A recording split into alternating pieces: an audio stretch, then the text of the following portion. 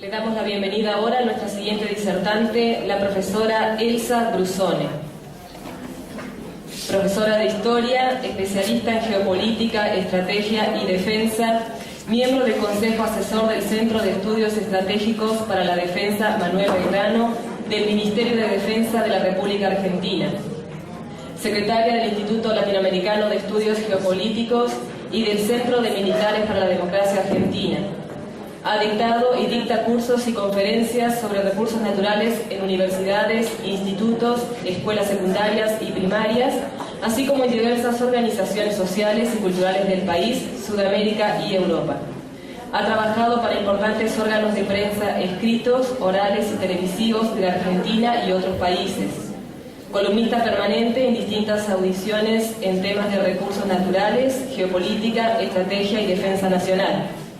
Asesora ad honorem del Congreso Nacional en temas de recursos naturales estratégicos, integrante del Comité Académico del ATAC de Argentina, integrante del Consejo Asesor del Departamento de Política y Economía, internacional del Centro Cultural de la Cooperación, Buenos Aires, Argentina, asesora de la Caravana Correntina por la defensa de los esteros de Liberá y del acuífero guaraní, asesoró y participó en el documental Sed, Invasión Gota a Gota, ganador de varios premios internacionales en noviembre del 2004.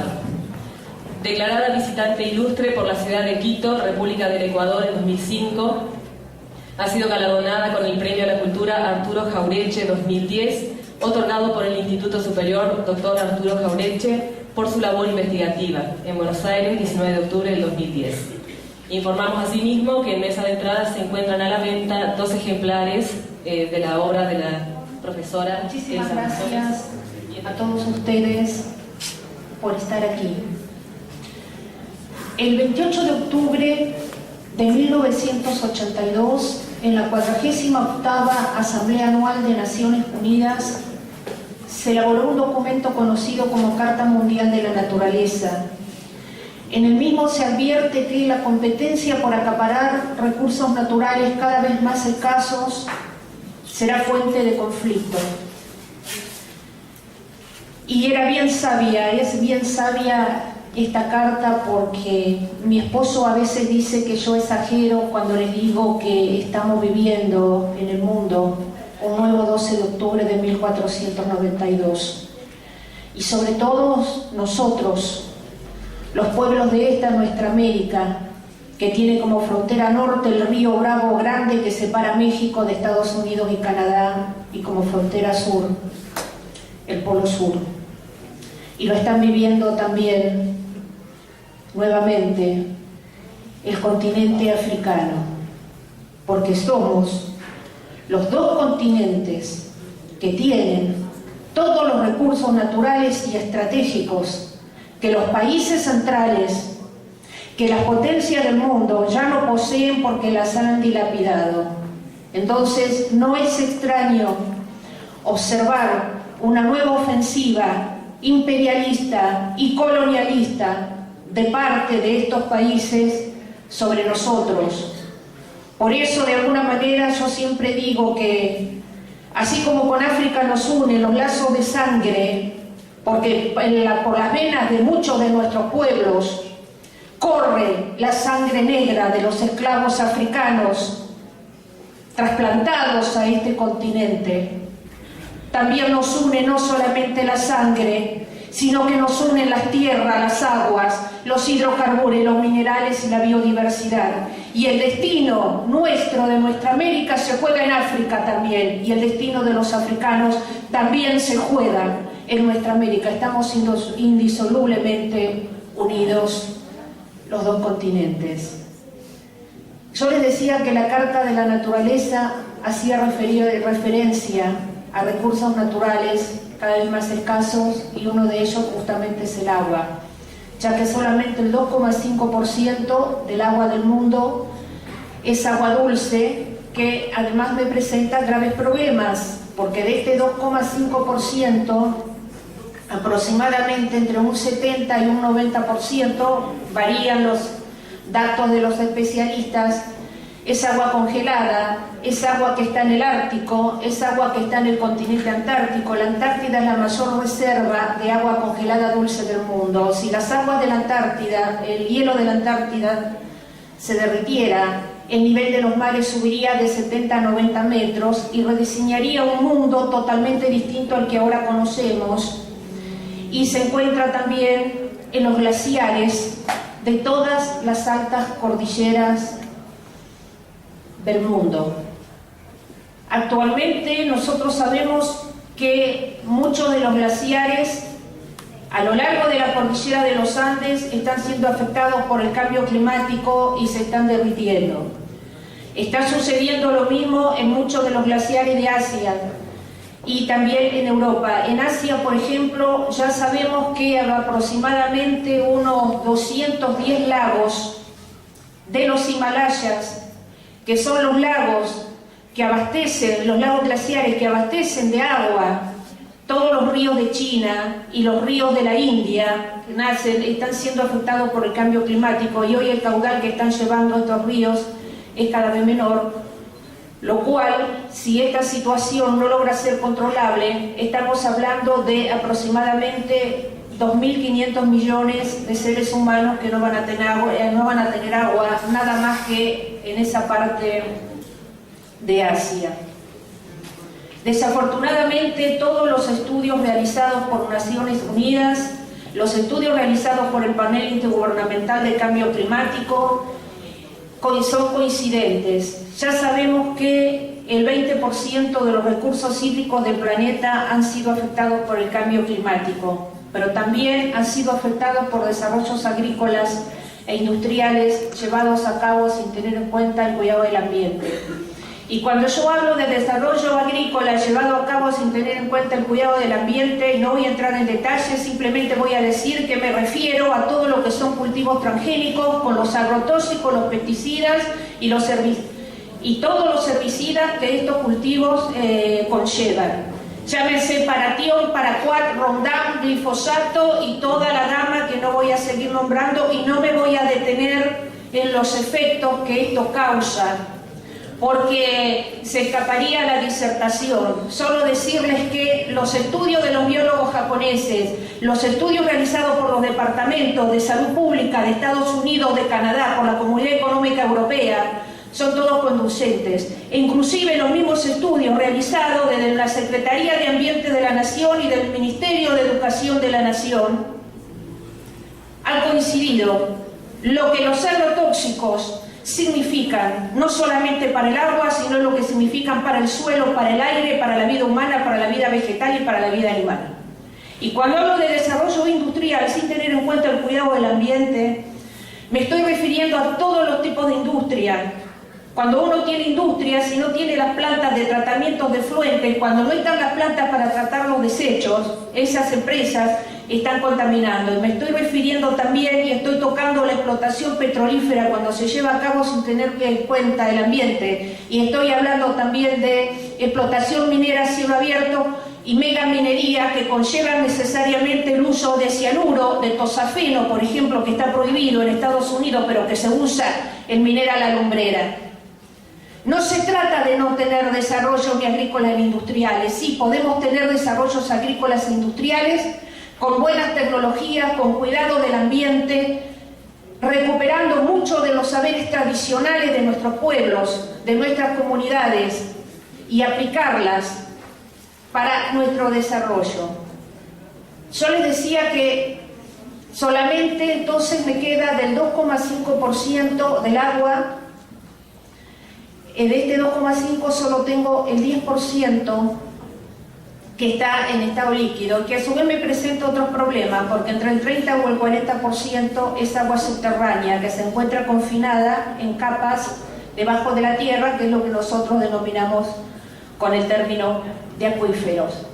Y los acuíferos también me generan otro problema, porque de acuerdo a Naciones Unidas, a pesar de todo el avance tecnológico que hemos conseguido, realmente desconocemos la cantidad de agua subterránea que esconde el planeta, porque para poder conocer con exactitud tenemos que hacer exploraciones en el lugar.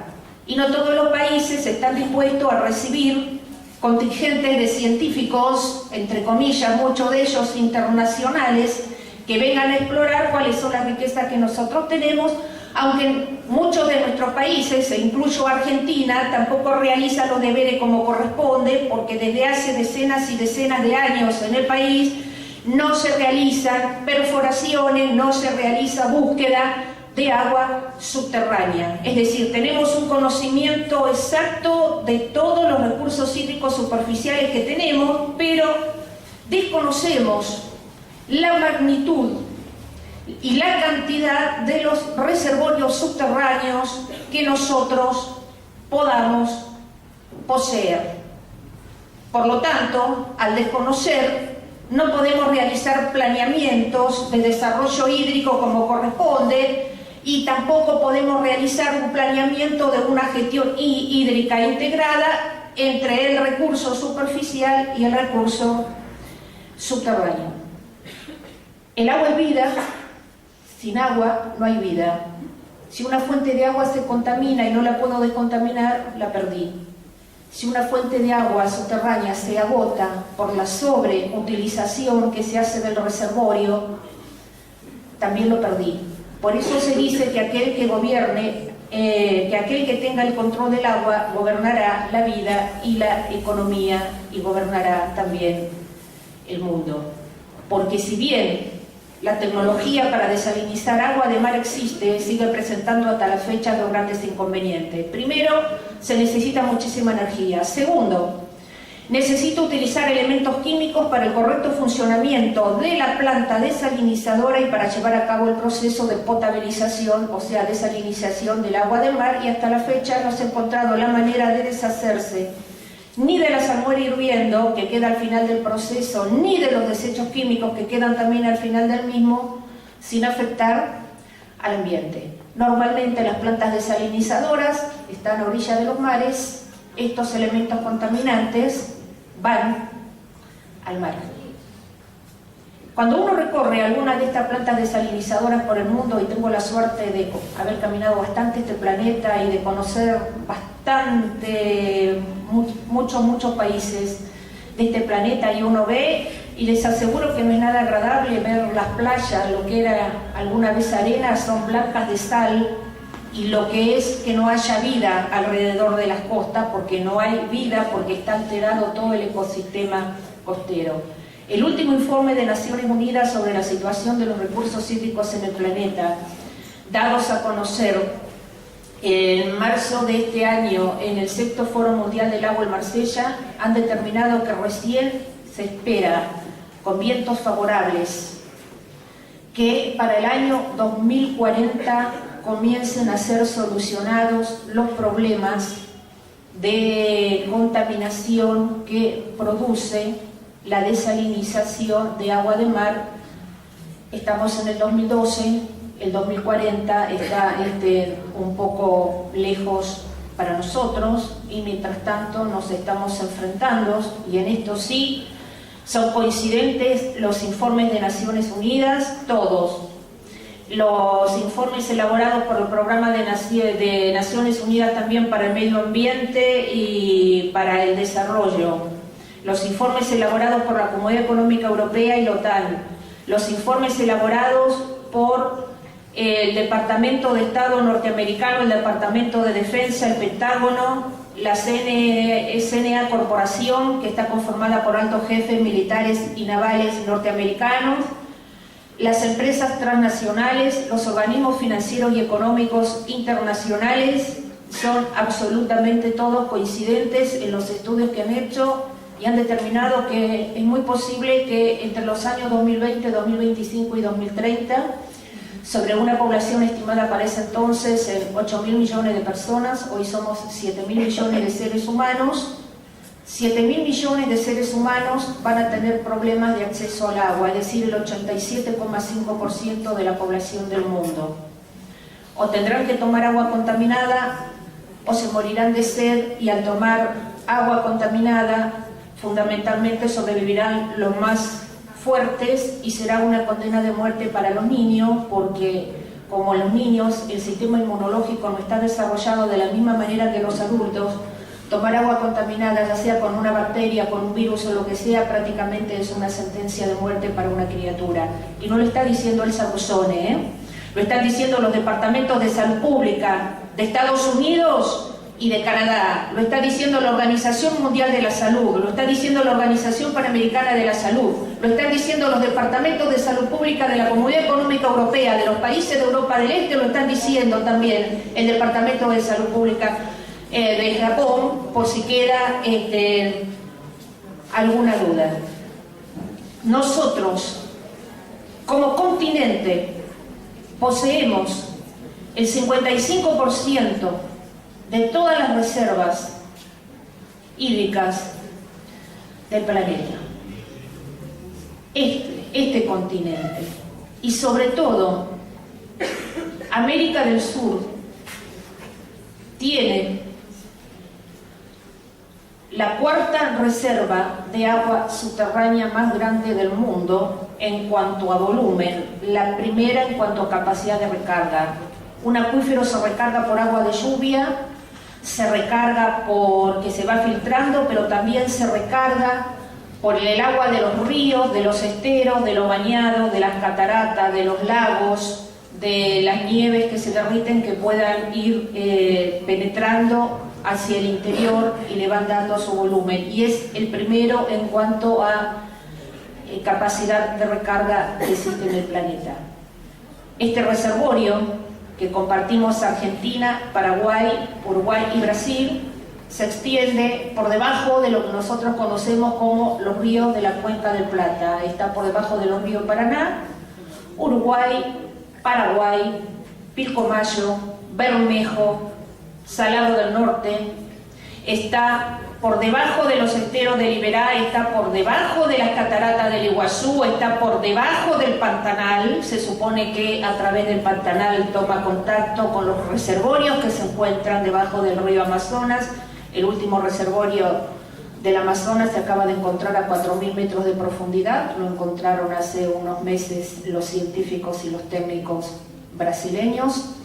Y en el caso del territorio argentino, como ustedes bien saben, está por debajo de las 3 provincias mesopotámicas, es decir, Misiones, Corrientes y Entre Ríos, por debajo de Formosa, Chaco, Santa Fe, y sabemos, gracias al Banco Mundial, que nos dejó el último informe antes de retirarse definitivamente del proyecto, el 30 de enero del año 2009, por debajo de la provincia de Santiago del Estero, y no descartamos que se encuentre también por debajo de la provincia de Córdoba, que pueda subir hasta por Tucumán, tomar parte de Salta, y no descartamos que a través de lo que es el sur de la provincia de Santa Fe pueda tomar contacto con los reservorios de agua subterránea que tiene la provincia de Buenos Aires.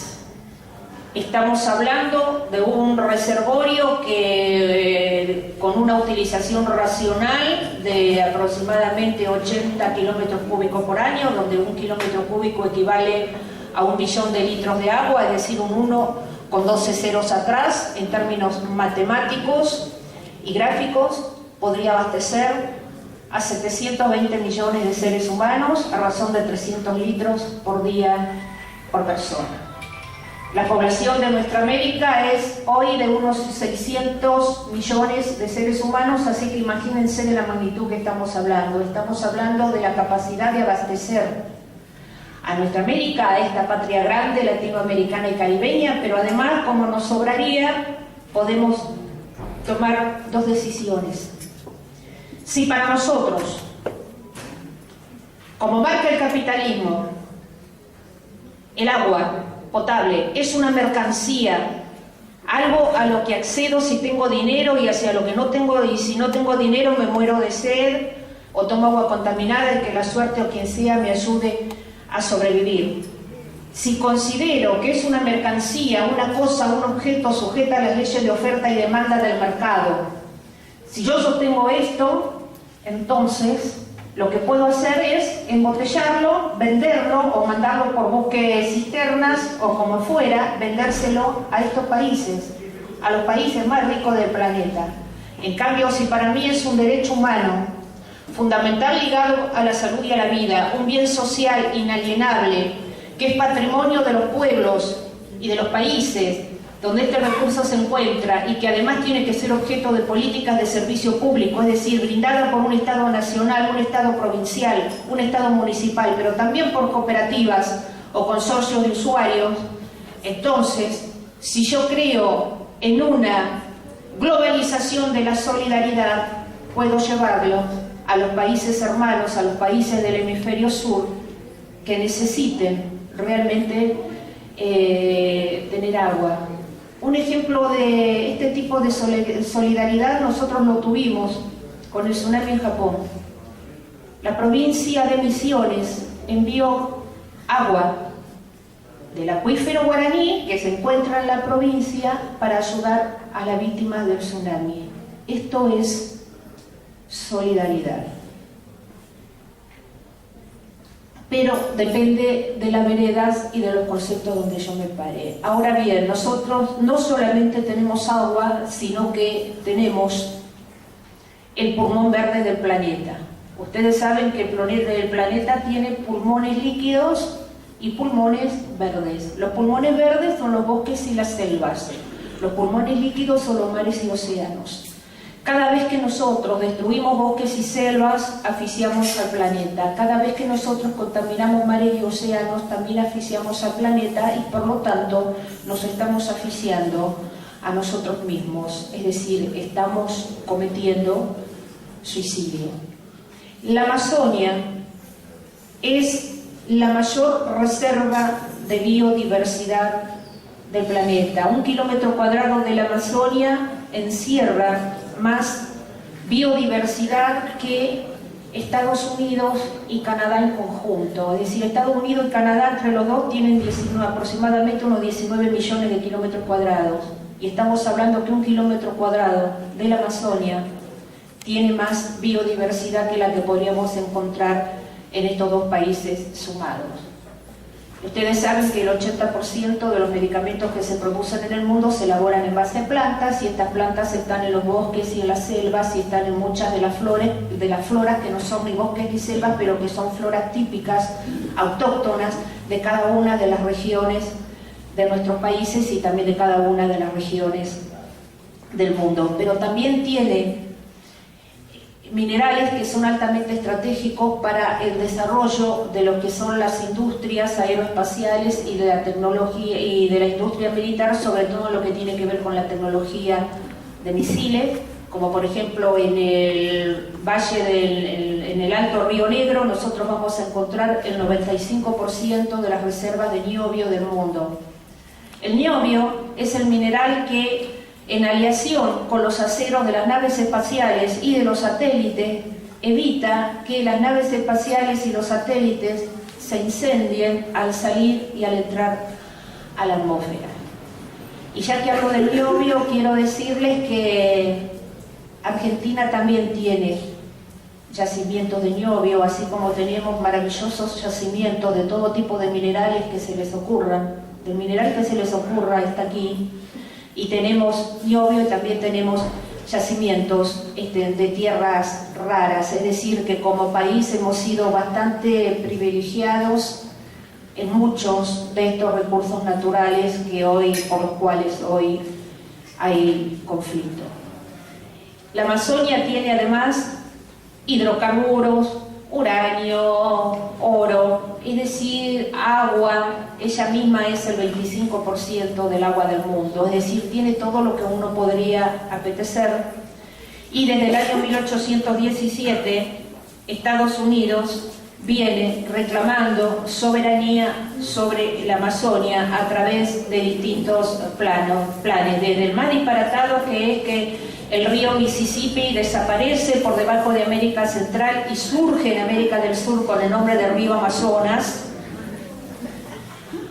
hasta la última, la más sofisticadas, los canjes de deuda por naturaleza, los tratados bilaterales o regionales de libre comercio, pero lo más sofisticado es Patrimonio de la Humanidad, que Patrimonio de la Humanidad nació con muy buenas intenciones, en la década del 70 para preservar zonas con riquezas naturales que tienen que ver con el ambiente, que tienen que ver con el buen vivir, que tienen que ver con la vida, como decimos nosotros, pero que trajo aparejado una serie de convenios complementarios donde los estados resignan soberanía y donde los estados renuncian a utilizar esas zonas en un desarrollo, aún cuidando a la naturaleza, cuidando el ambiente, aún reemplazando, si se tala un árbol, por otro árbol igual, que esto era algo que ya sostenía en 1825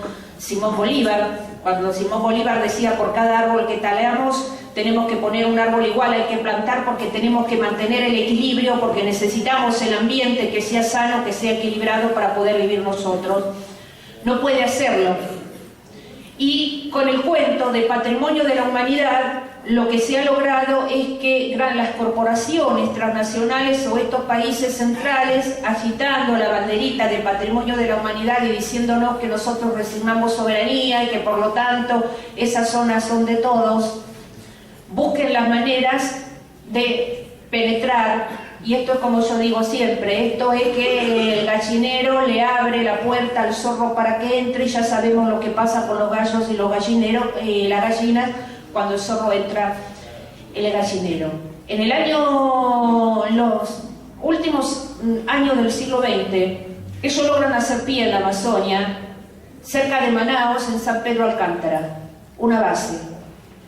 Cuando Ignacio Lula da Silva asciende al poder, no renueva la concesión.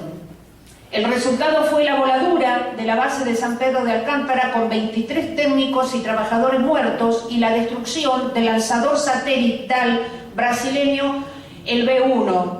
Afortunadamente, ellos habían construido otro y los planos estaban en otro lugar. Las investigaciones hechas por el ejército brasileño, por las Fuerzas Armadas de Brasil, determinó que la voladura la hicieron los norteamericanos que estaban asentados en la base. Por supuesto que se hicieron las reclamaciones correspondientes, pero todo quedó sin efecto.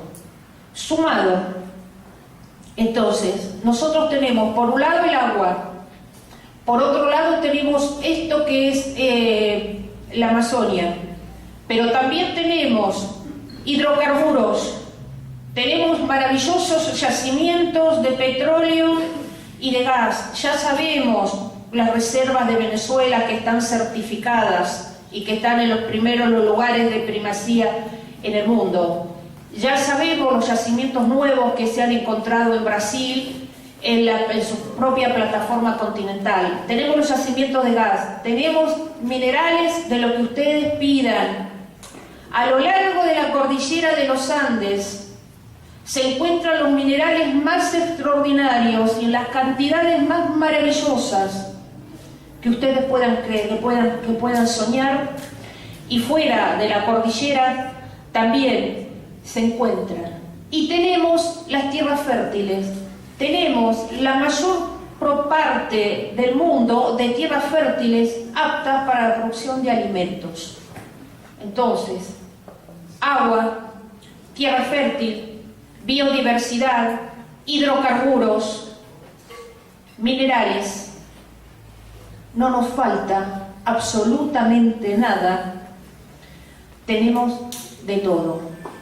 Y es en función de esta riqueza que tenemos, que también la tiene África, y es en esta situación que estamos viviendo del agotamiento para los países centrales de sus recursos naturales y estratégicos, que nosotros vamos a entender algunas cosas que están pasando en el mundo, que tenemos que ponerlas en este contexto. Vamos a entender entonces la invasión a Irak, no para derrocar a un dictador que hasta poco antes había sido aliado del imperio y de sus satélites. No, petróleo. Vamos a entender Afganistán, no para derrocar a los talibanes que lapidan mujeres o nos tienen esclavizadas, sino por los minerales y por el gas de Afganistán. Vamos a entender el golpe de Estado contra el presidente Hugo Chávez en abril del 2002 en Venezuela, orquestado por la oligarquía venezolana con la complicidad del Departamento de Estado norteamericano. No fue solamente por el petróleo de Venezuela. Venezuela es una de las 8 puertas de entrada a la Amazonia, porque la Amazonia está compartida por 8 países. Y Venezuela es una de esas puertas de entrada. En función de esto, vamos a entender el derrocamiento del presidente Aristide, la invasión norteamericana a Haití, el haber tomado prisionero al presidente en el propio Palacio Presidencial, lo cargaron los marines en un avión militar norteamericano y lo depositaron en la República Centroafricana. El pecado de Aristide fue aceptar la colaboración de los cubanos para intentar sacar a su pueblo de la miseria, y de paso decidieron que Haití junto con la República Dominicana podían ser una fortaleza completa. Es decir, si ya tenemos las bases en Colombia, ¿por qué no tener también en Centroamérica, en el Caribe, como complemento de Guantánamo, en Cuba, y como complemento de lo que es también en Puerto Rico, el único territorio irredento de esta América, porque los cubanos consiguieron su independencia el 1 de enero de 1959, pero Puerto Rico todavía sigue esperando por la independencia, con el agravante de que el nuevo gobernador que tienen ha dicho que a partir de ahora en los colegios no se va a enseñar más el castellano, van a aprender el inglés, y ha prohibido el uso del castellano como idioma para Puerto Rico, porque ya lo consideran prácticamente casi de pleno un estado completo dentro de la Unión, entonces tienen que ser norteamericanizados por la fuerza.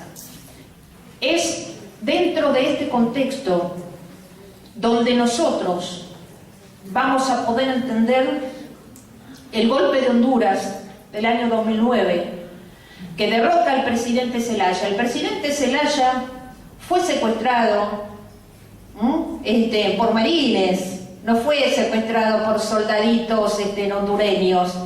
En la base donde estuvo prisionero en Sotocano, Palmerola, es una base militar de Estados Unidos en Honduras, y después, bueno, lo depositaron en San José de Costa Rica.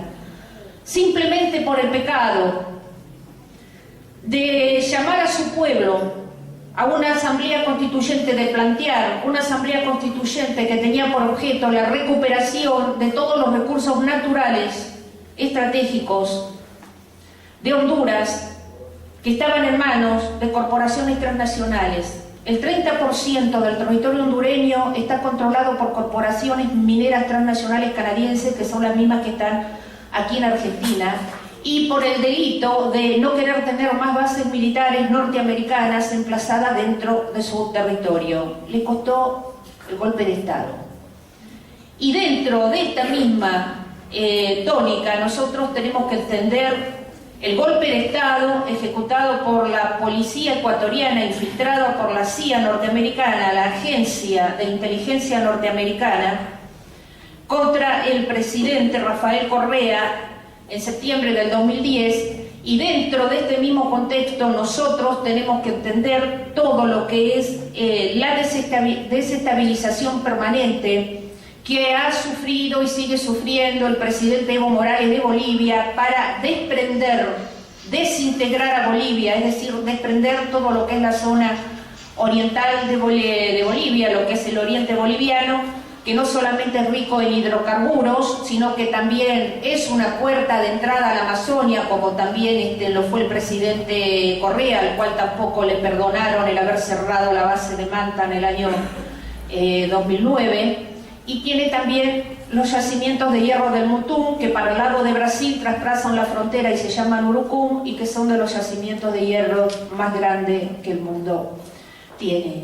Y en este contexto de apropiación de recursos naturales y estratégicos, nosotros tenemos que entender la invasión a Libia y el bombardeo de Libia, no solamente por el petróleo que Libia pueda tener, no solamente porque comparte parte de lo que son los acuíferos del noroeste del Sahara y los acuíferos de Nubia, que son 2 de los reservorios. El de Nubia es el segundo reservorio más grande del mundo, el Sahara es el tercero. Nosotros somos el cuarto, el mayor lo tienen los rusos en Siberia.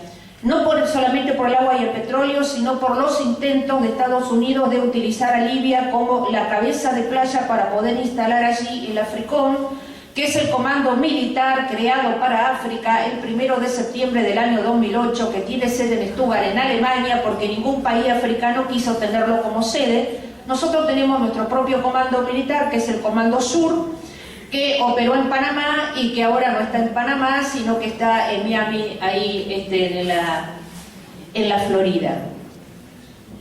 Si nosotros no entendemos esto, como tampoco no entendemos el problema sirio, donde también es por cuestiones, por recursos naturales, es para consolidar para Estados Unidos. Siria no tiene petróleo, pero sí están los países del Golfo Pérsico y sí está el gendarme de Medio Oriente y el aliado de Estados Unidos, que es el gobierno de Israel. Si nosotros no ubicamos a Siria dentro de este contexto por la lucha por el libre acceso y el control de los recursos naturales, no estamos entendiendo qué es lo que está pasando en el mundo. Y cuando leamos sobre África y veamos si hay guerras civiles o veamos lo que está pasando en África, también tiene que ver con esta lucha por el control, porque en África también se está dirimiendo. Y en África sucede a veces que las empresas chinas juegan para un grupo y las transnacionales norteamericanas y europeas están jugando para otro grupo y entonces se están alimentando a los distintos sectores. Entonces, esta inestabilidad política que sufre África está jugada desde arriba y digitada por estas corporaciones transnacionales que son las que realmente están gobernando al mundo, porque si alguien piensa que realmente en Europa los primeros ministros, los presidentes gobiernan ellos, y si uno piensa que realmente Obama está gobernando en Estados Unidos, está muy equivocado. En Estados Unidos está gobernando el complejo industrial militar que nació durante la Segunda Guerra Mundial, donde están todas las corporaciones, las más grandes corporaciones ahí, que gobiernan todo, que digitan todo, que deciden quiénes son los candidatos, y el pueblo norteamericano lo único que hace votar son los candidatos que ya decidió el sistema complejo industrial militar, ha decidido quiénes son los candidatos, y ellos votan esos candidatos digitados que están decididos, y lo mismo le pasa a los europeos, porque los que están gobernando son las corporaciones transnacionales. Entonces, nosotros nos tenemos que ubicar en este esquema. Y en este esquema de apropiación, de control, ustedes han visto que yo he hablado de golpes de Estado, he hablado de guerras, he hablado de patrimonio de la humanidad, he hablado de canje de deuda por naturaleza. Ahora, es decir, le perdonamos parte de la deuda externa de ustedes a cambio de la entrega de zonas con recursos naturales para nosotros, que son acuerdos que se hacen entre el Departamento de Estado norteamericanos en nuestros países. Les mencioné los tratados bilaterales o regionales de libre comercio, que realmente son totalmente lesivos para las soberanías de todos nuestros países, porque permite la entrada de la empresa transnacional para invertir en materias primas, es el nombre que le dan, por ejemplo, al agua, servicios, que es el nombre que se le da a la salud y a la educación, que dice que un Estado puede tener política de preservación ambiental siempre y cuando este no sea un pretexto para impedir la inversión y la comercialización, que dice además que un Estado renuncia a dirimir bajo su justicia propia el conflicto que tenga con la empresa transnacional y adopta un tribunal internacional, que en este caso el CIADI es un departamento del Banco Mundial, funciona en la misma sede del Banco Mundial en Washington, y cuyos jueces son los abogados de las empresas transnacionales contra las cuales nosotros pleiteamos, y que dice que los laboratorios, los grandes establecimientos farmacéuticos pueden apoderarse del conocimiento de una comunidad o de la flora de una región, patentar ese conocimiento, o sea, producir el medicamento o lo que fuera, a cambio de una indemnización a esa comunidad o a ese país al cual se le ha robado este conocimiento, que es un conocimiento genético. Y también han inventado otras maneras. ya me debe quedar poco tiempo, así que vamos a resumirlo. Las otras maneras son, en el caso de nuestro continente, lo que nosotros conocemos con el nombre de Sistema Interamericano de Defensa, que tiene tres componentes. Un componente político, que es exclusivamente la democracia representativa. Nos dicen que es malo tener democracia participativa o directa. Nos dicen que es malo tener control de gestión, revocatoria de mandatos, rendición de cuentas, plebiscitos, referéndum y consultas populares obligatorias. Pese que hacia el interior de Estados Unidos, algunos estados tienen esta democracia, porque así fue como llegó Arnold Schwarzenegger a gobernador en California, porque revocaron el mandato del gobernador anterior a él por causa de corrupción.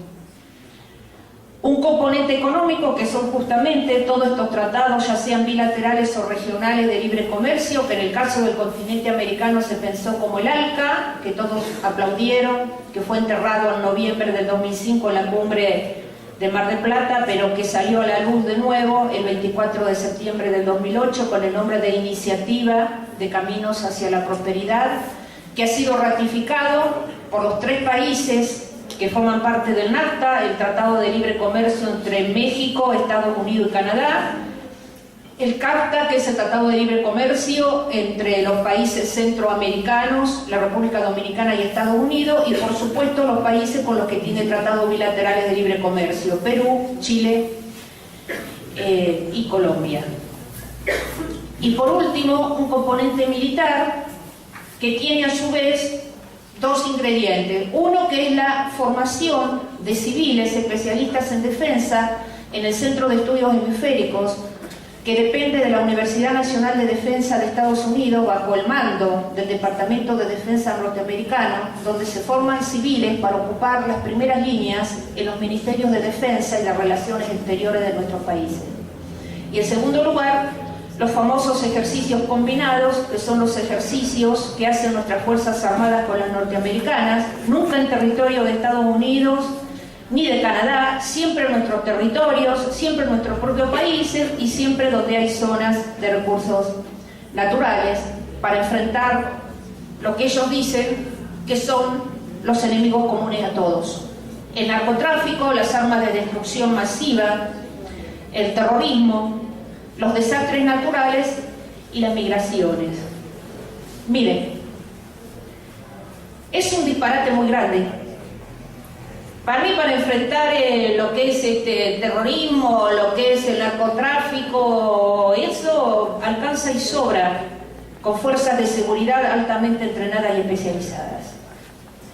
Y de acá viene lo perverso: desastres naturales, la naturaleza como mi enemiga, y las migraciones como mi enemiga. ¿Quién emigran? Hombres, mujeres y niños. ¿De dónde? De los países pobres a los países ricos. ¿Qué buscan? Buscan paz, libertad, trabajo. Lo mismo que buscaron mis abuelos, los que se escaparon de Francia, repodridos, cansados de la guerra con los alemanes, y que los motivó a salir de allá cuando estaban en el campo y llegó una avanzada alemana y había una de mis familiares, una niña de 14 años que estaba con tifus, entonces no pudieron sacarla, no pudieron esconderla y la dejaron, y cuando salieron la encontraron que la habían cosido a bayonetazos porque como tenía tifus no la habían podido violar. Los holandeses, cansados de las persecuciones políticas porque eran demasiado libertarios y republicanos y no estaba permitido en un país monárquico. Y los italianos, cansados de ser siervos de la tierra.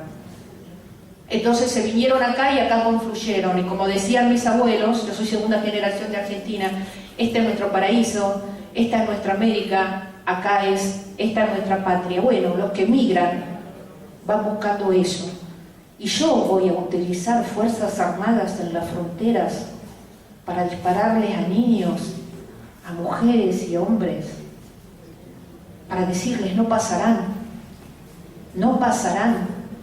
Los voy a matar para que no entren a mis fronteras. Es de una perversión tremenda, tremenda. Estas no son las hipótesis que nosotros tenemos. Nuestros países y muchos de ellos están peleando por eso, están peleando para terminar con la exclusión, con el hambre, con la pobreza, para dar salud, para dar educación, para dar vivienda, para dar trabajo. Pero además, cada uno tiene sus problemas propios. Y en el caso de Argentina, nosotros tenemos problemas propios. Tenemos que pensar qué vamos a hacer con la cuenca del Plata, cómo la vamos a desarrollar en función de los intereses que nosotros tenemos, en función de los beneficios de nuestro pueblo. ¿Qué vamos a hacer con los grandes espacios vacíos de población en la Patagonia, en el noroeste y en el noreste? Porque en el Consejo de Seguridad de Naciones Unidas hace como 10 años que viene dando vuelta un proyecto que es de desmembramiento territorial de aquellos países que tengan poca población para transformarlos en protectorado de las Naciones Unidas y ahí llevar a los refugiados ambientales, que son los habitantes de los países islas y de los países costeros, que van a ser tapados por las aguas porque el nivel del mar sigue subiendo y es irreversible hasta el momento, no hay reversión para eso. ¿Qué vamos a hacer con nuestro propio mar argentino depredado? ¿Qué vamos a hacer con la Antártida? En el año 2041 termina la prohibición de la explotación de los minerales y los hidrocarburos que hay en el continente antártico. Y resulta que en el sector donde se superponen los reclamos de soberanía de Argentina, Chile y Gran Bretaña, y sobre todo en la península antártica, se encuentran las mayores reservas de gas y de petróleo del continente antártico. El 2041 está aquí a la vuelta. Malvinas, Sandwich y Georgia del Sur. El mar de los británicos con una zona de exclusión que entra dentro de nuestro propio mar territorial y todavía con el agravante de que seguimos siendo gran aliado extra-OTAN, que lo conseguimos en el año 1997 a pedido del innombrable, y no lo nombro, no porque considere que es yeta, no lo nombro porque yo creo, como muchas culturas de este continente y como creo, como muchas culturas del mundo, que el nombre hace al señorío de la persona y que aquellos que traicionan a su comunidad o a su pueblo no merecen ser nombrados por su nombre, hay que sacarlos el nombre y hay que decirles los innombrables. Que quede bien claro, no es por una cuestión ni de yeta ni de lo demás.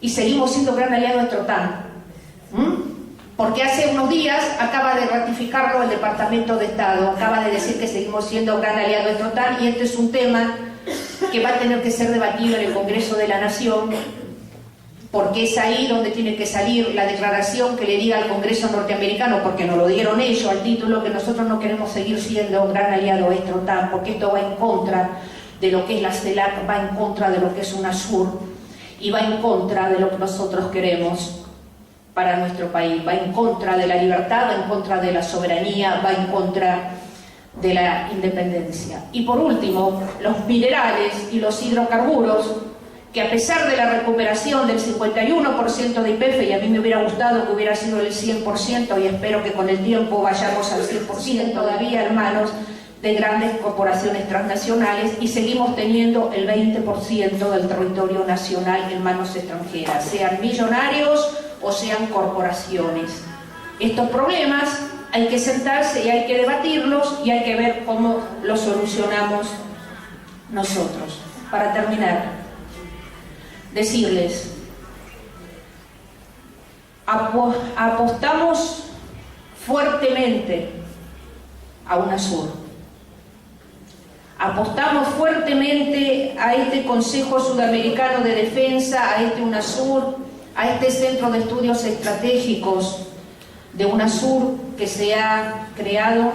Espero que esta gestión de Ali Rodríguez, que lamentablemente ha estado muy enfermo por un lado, pero afortunadamente Ali ha sobrevivido a su neumonía y está con todas sus fuerzas y entero como siempre, ponga a UNASUR a caminar realmente como corresponde. Apostamos a la CELAC, a esta Confederación de Estados Latinoamericanos y Caribeños, pero también estamos muy conscientes, y lo hemos dicho y lo venimos sosteniendo desde hace muchísimo tiempo. Si nosotros queremos realmente que UNASUR camine, que UNASUR alcance la madurez, necesitamos hacer caer a la OEA, necesitamos hacer caer a este sistema interamericano de defensa. Necesitamos decirle basta a la Junta Interamericana de Defensa creada en el año 1941.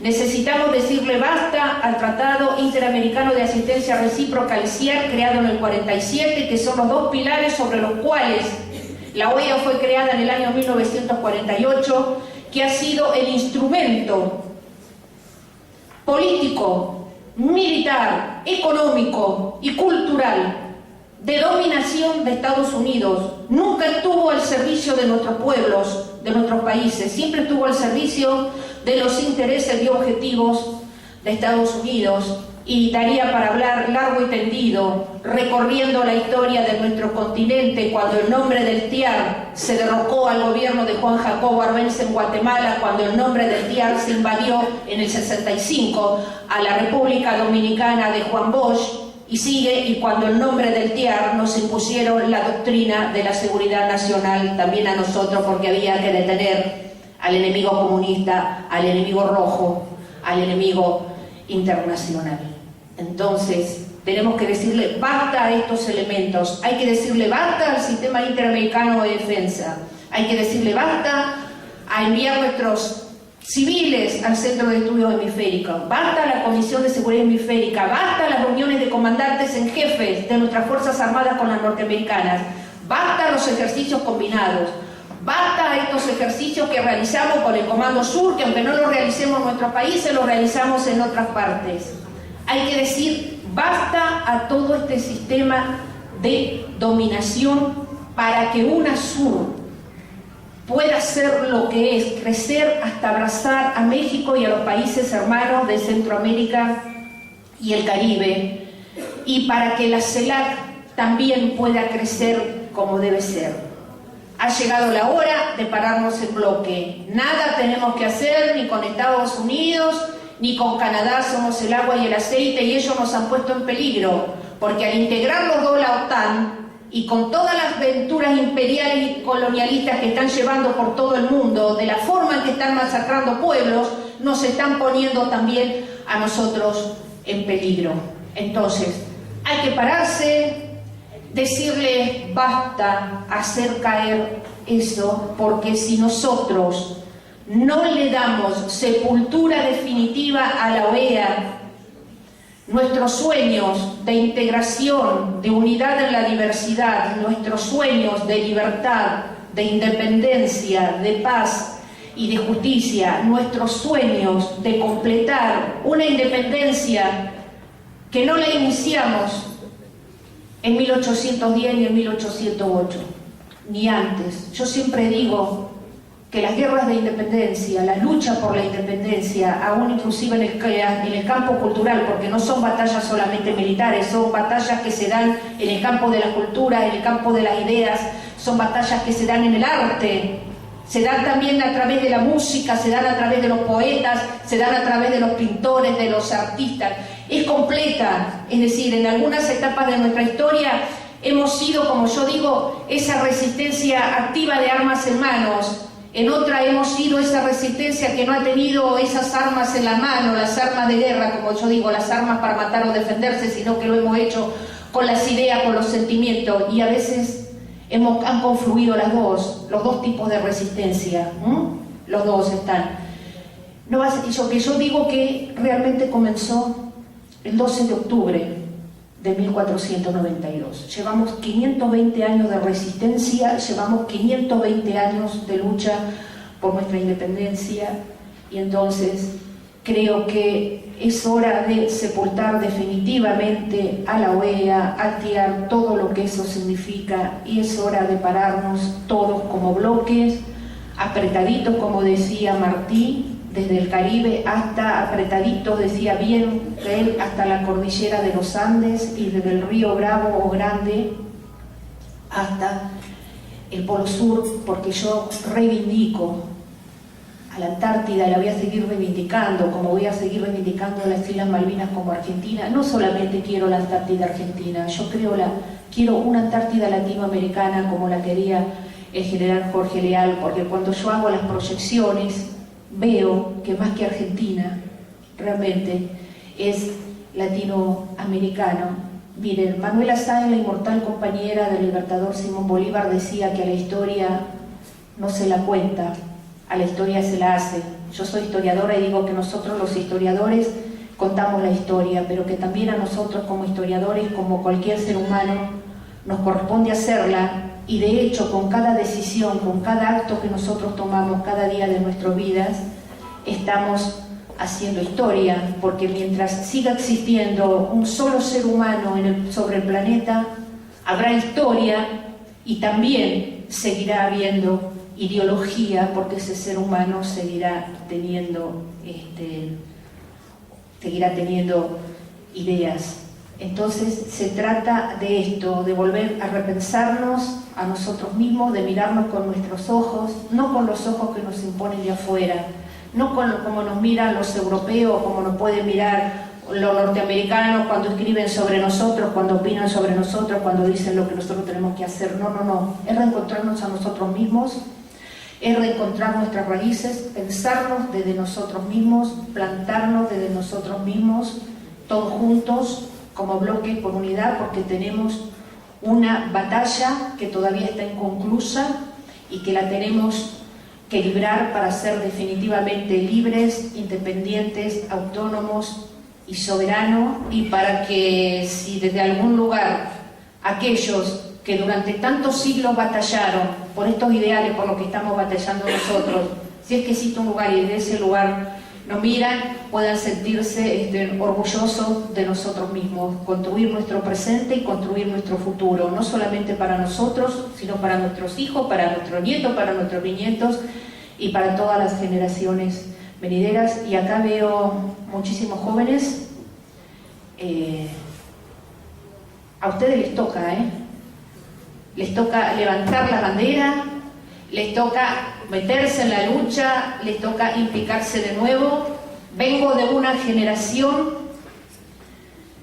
que fue vapuleada, que fue golpeada, mi generación, y algunos que tienen un poquito de años más que yo y algunos por ahí 2 o 3 años menos, somos los que aportamos los 30.000 detenidos desaparecidos.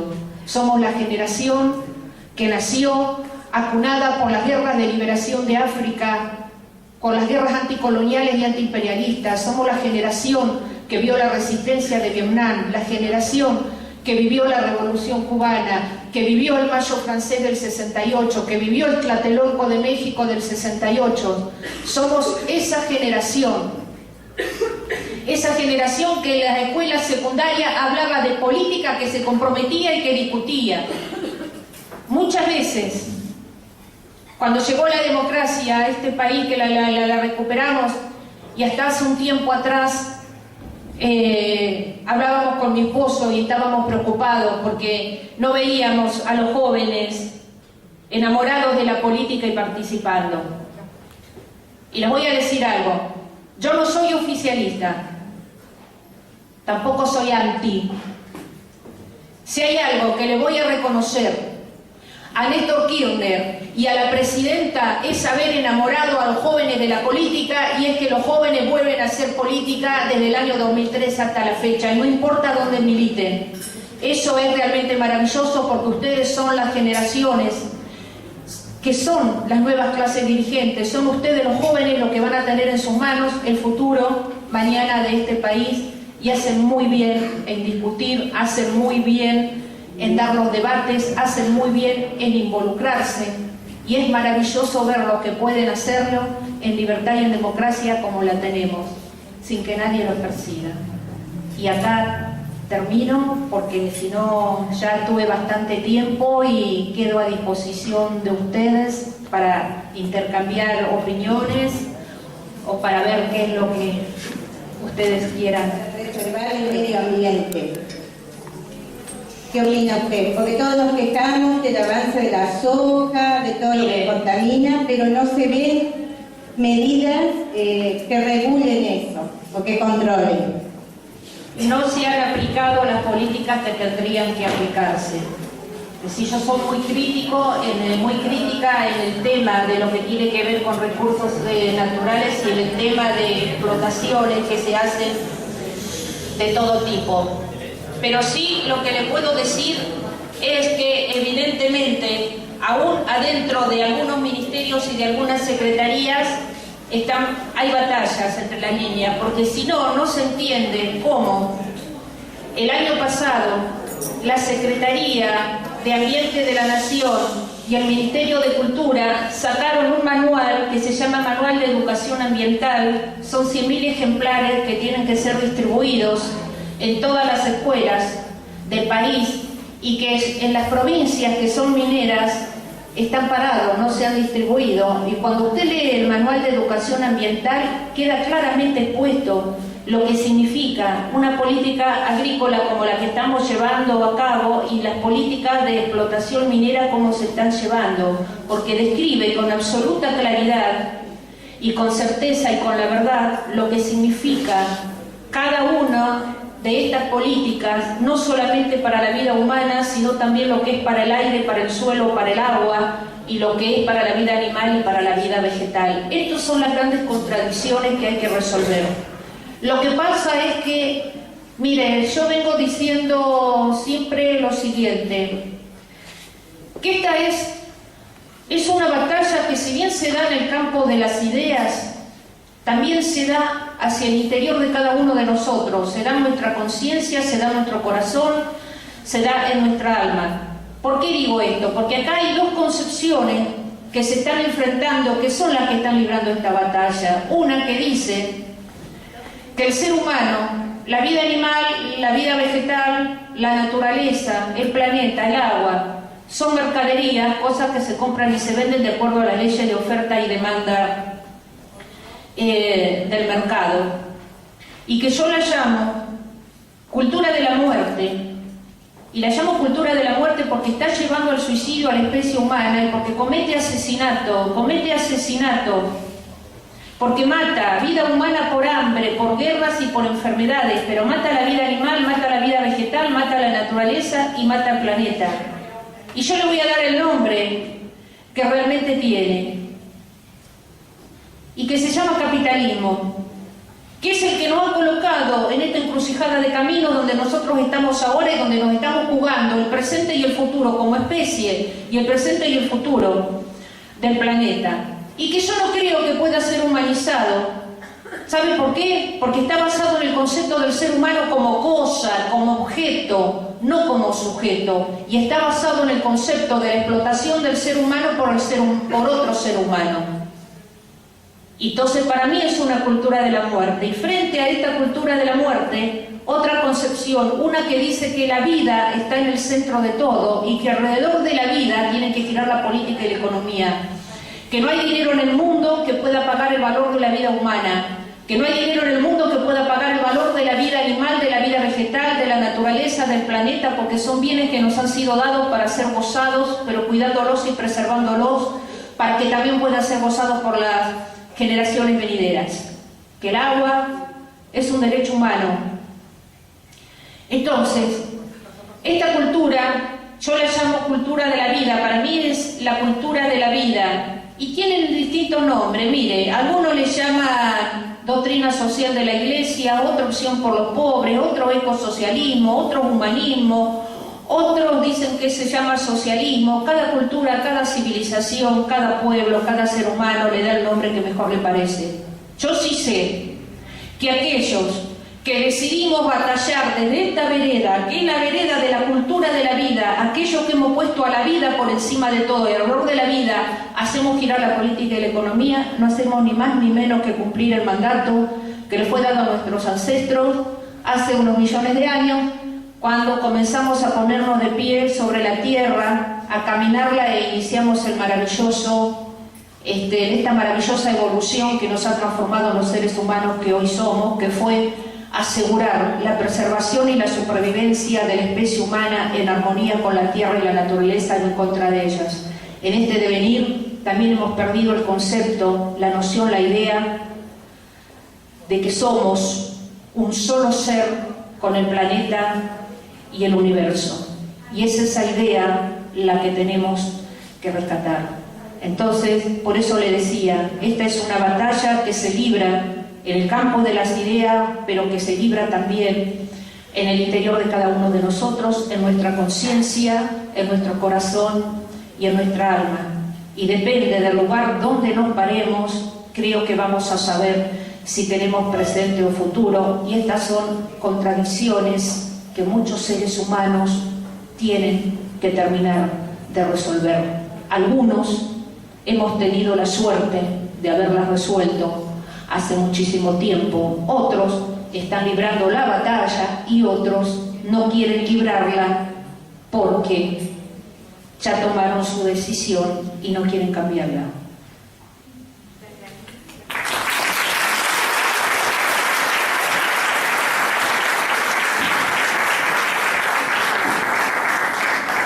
Pedimos y agradecemos la presencia de la profesora Elsa Brusone.